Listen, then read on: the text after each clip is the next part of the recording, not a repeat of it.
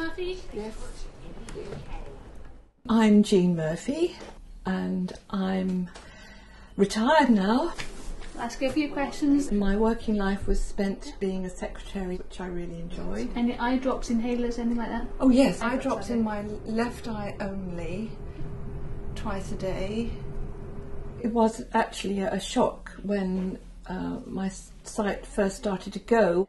Glaucoma was just a word to me and I didn't really know that it was as serious as it could be. How's your breathing? Any cough or asthma?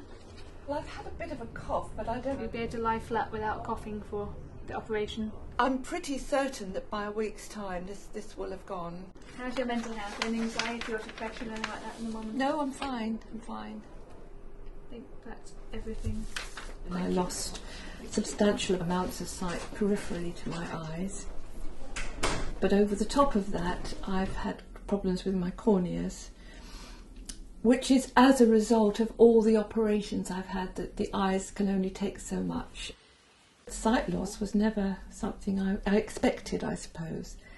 I was afraid I wouldn't be able to see my grandson. I was afraid I wasn't going to be able to do the things I couldn't do.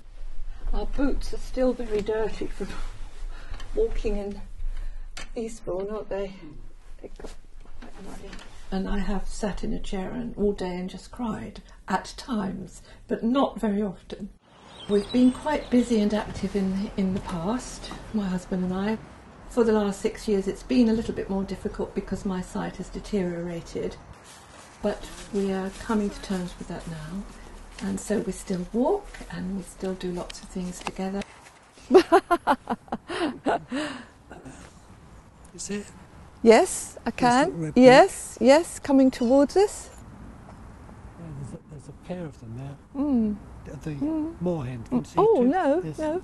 There's two moorhens. Oh, there you are. Look, there's the two males in the middle. I have tried very hard to not let it dominate my life because there's lots of things I still can do. Because we all know it's often harder for the person who's watching someone they love go through something difficult. And yes, he has found it very hard watching me struggle. And when I've been really down and sitting in that chair crying, he hasn't known what to do. Right, okay, so cheese on toast, so we want the bread. Do you want me to cut the bread? Yeah, you cut the bread for me. And so I think for that reason, I've got to remain as cheerful and positive as I am able, for his sake too, because if he sees me coping, he's so much happier. I never know whether you want me to walk you up the road or you want to do it yourself. So you've got to be more assertive. Yes. Tell me exactly what you want me to do. Yeah. Otherwise I'll take your independence away, won't I? Yes, I've got to keep trying to do as much as I can on my own, really. So, There's your tea. but I certainly need you in certain situations, that's for sure.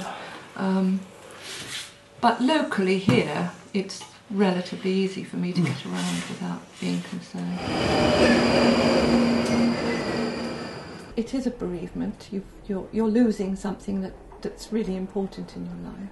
And so I think I did get depressed. I did actually go on a very low dose of antidepressants. And then I started to get my act together, as it were, and to give myself a talking to. But you can't do that until you're slightly out of the depression, I think. Any shock to the system just takes time to find its level. And then I think we as human beings are just pretty fantastic, really, because we do find the courage within ourselves to deal with something that is totally unexpected. I mean, it was the last thing I expected for my eyes to go. Everything seemed to suddenly shut down. But it hasn't shut down. It just means you have to deal with it in a different way and find ways to continue to live a good life.